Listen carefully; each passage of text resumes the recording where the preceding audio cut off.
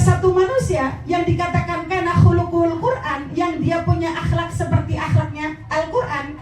Ketika seseorang mendengar ceritanya dari versi apapun, dari lisan manapun, yang mendengar tidak pernah bosan, bahkan ingin mendengarnya lagi. Bahkan kadang sudah tahu ceritanya nggak bosan didengerin. Betul apa tidak? Sekarang saya tanya, antum dengar cerita tentang Nabi Muhammad mulai tanggal 1 Maulid sampai sekarang tanggal berapa?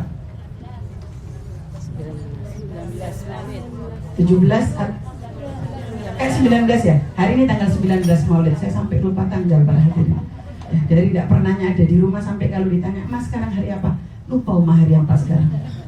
Karena setiap hari hidupnya di jalanan. Ini tapi berkahnya Nabi Muhammad.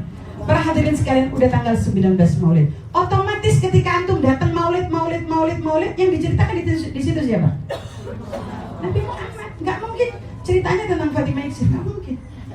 Ya, ceritanya entah tentang siapa di antara kita, nggak mungkin. Yang diceritakan siapa? Nabi Muhammad.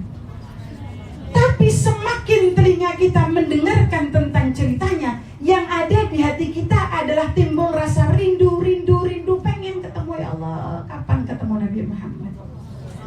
Ya Allah, kapan Nabi Muhammad hadir dalam mimpi-mimpi saya? Ya Allah, itu yang kita pengenin.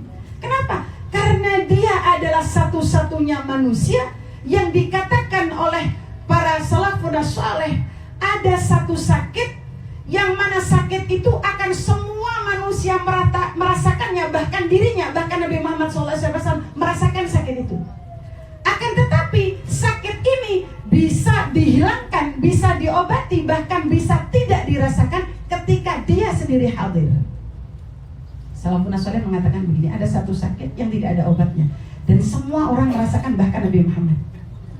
Bahkan Nabi Muhammad merasakan sakit itu. Sakit apa? Sakitnya sakaratul maut. Nabi Muhammad juga merasakan itu. Para hadirin, ketika Nabi Muhammad SAW dicabut nyawanya oleh malaikat Israel, baru pencabutan nyawa itu sampai pada kaki beliau yang mulia, beliau kemudian mengatakan, ya Israel, sesakit inikah sakaratul maut? Ini sekelas Nabi Muhammad mengatakan seperti itu. Seperti inikah wahai Israel sakitnya sakaratul maut? Kata Israel, enggak ya Nabi, ini adalah sakaratul maut paling halus yang saya ambil hanya untuk dirimu tapi tidak untuk manusia yang lain.